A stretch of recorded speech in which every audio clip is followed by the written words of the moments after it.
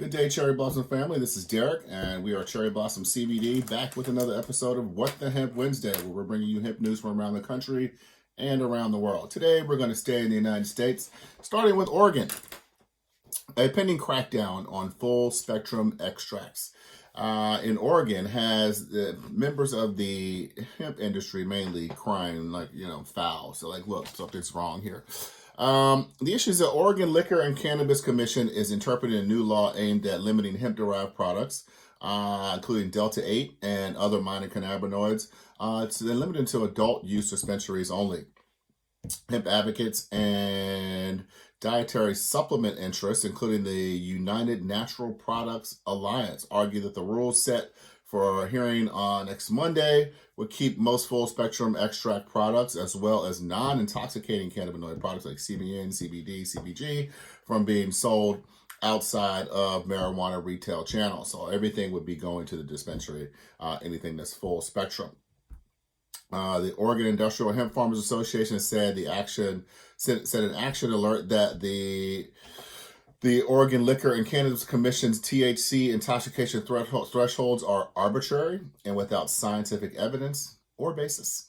However, the commission is striking back, arguing that the officials accuse the hemp advocates of not understanding how much THC makes a product intoxicating, and said that the proposed rules will prevent the state from selling intoxicating cannabis products to, you guessed it, children.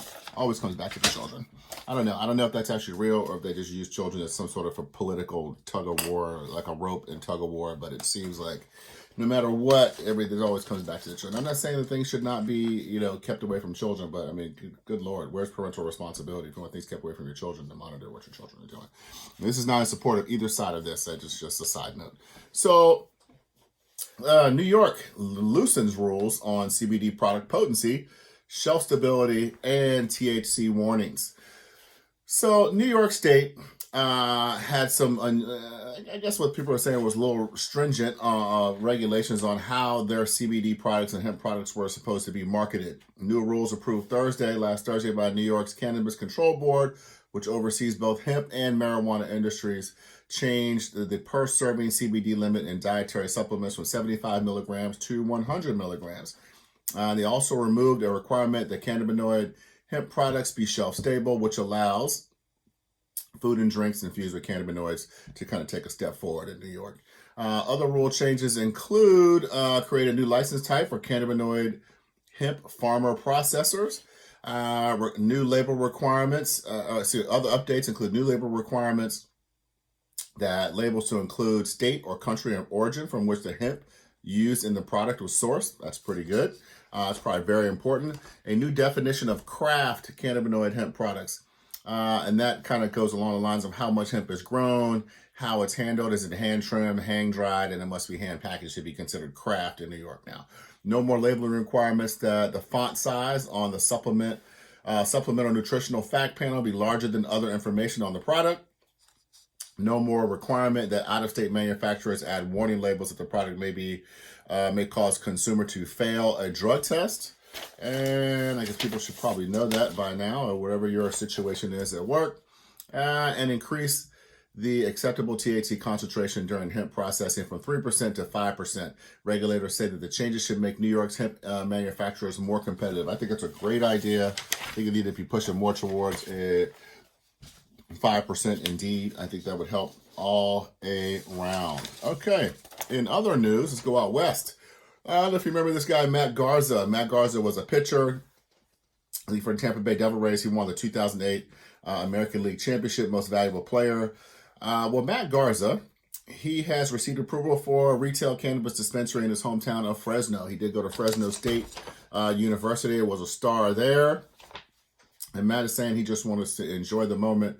I've been patient. We'll see how it goes. And as soon as we can, we're looking forward to opening and helping the city and community.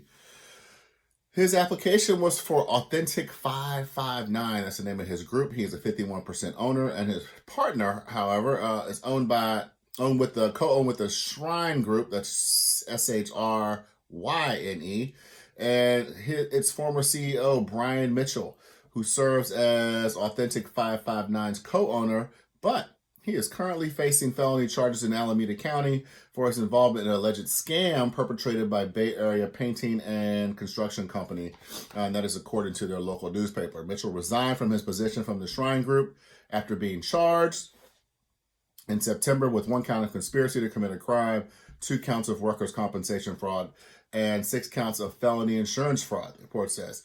If Mitchell is convicted, it could run afoul of Fresno State's ordinance for cannabis company operators, and the city is also being sued by Catalyst Cannabis, who claim that a number of applicants who received city approval were led by quote-unquote front men. So we'll keep you abreast of that. And I have no doubt that a lot of companies across the country are being led by front men. We're not saying that Matt Garza's is, but that is relatively common within the industry.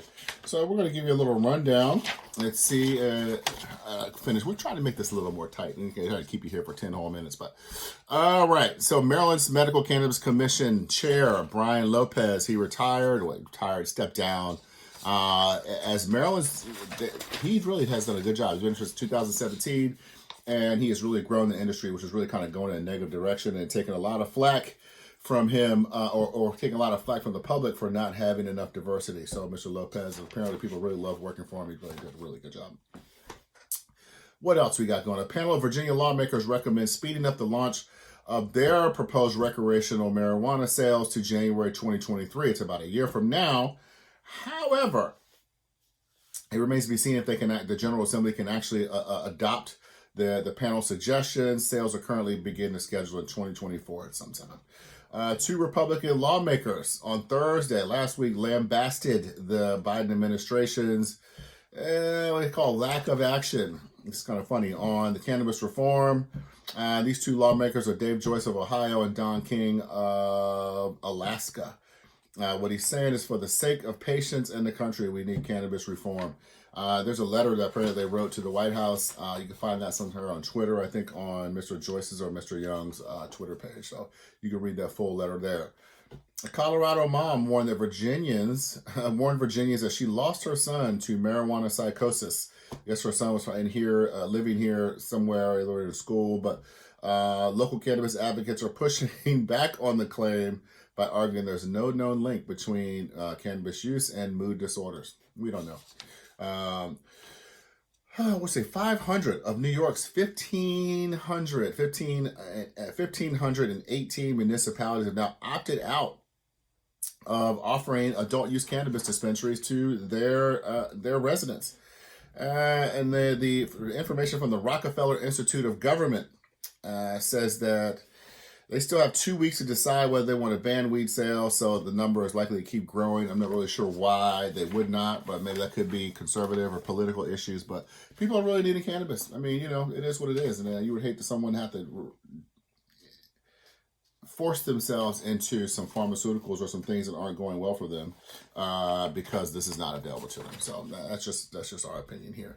The Pennsylvania Department of Health's Medical Marijuana Office has been sending cryptic emails to their patients to inform them that they are studying and reviewing the safety of weed vapes.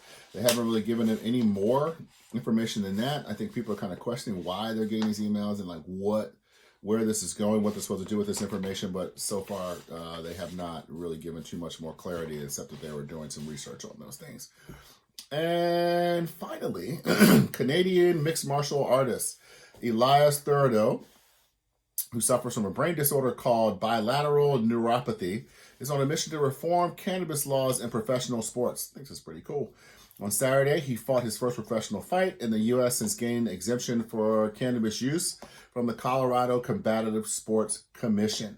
So I think what he is saying, I'm pretty sure what he is saying is that the sports world has looked at this maybe with the wrong eye for quite a long time. There are people like him who probably wouldn't be competitive or wouldn't be able to compete without his medicine. If you're allowing things like, I mean, for goodness sakes, back in when I was a kid in the 70s or 80s, they were like handing out speed and all kind of pills in professional baseball. And you heard, the Michael Jordan documentary, they're like drinking and smoking cigarettes during halftime and stuff. So it doesn't seem like sports has always been totally opposed to this. It just seems like, I don't know, in the weird age after the 2000s and 1990s, I guess, with some of the rampant drug use that was going on in sports then. They probably, you know, maybe it's not an overcorrection, but and granted, these things weren't really discussed. This whole progress that we've had on marijuana and hemp and the benefits, they did not know those things back then. So I think this guy, Mr. Thirdo, is on a really, really good mission, and I think he's going to do some good for athletes. So we'll keep you posted on that. That's it for today. That's all. Yeah, and I got you at 10 minutes anyway. So we'll talk to you next week with some more What the Hemp Wednesday. Look out for some changes that are coming from Cherry Blossom in the coming year. This week is Christmas, so I want to wish you all a very happy holiday. Please, if you're traveling, be safe. Take this time to just love and appreciate your loved ones and the opportunities you have to spend time with them this year. Thank you so much for all your support in the last year or so. And as always, like, subscribe, share, and comment. Until then, we'll talk to you next week. Thank you. Bye.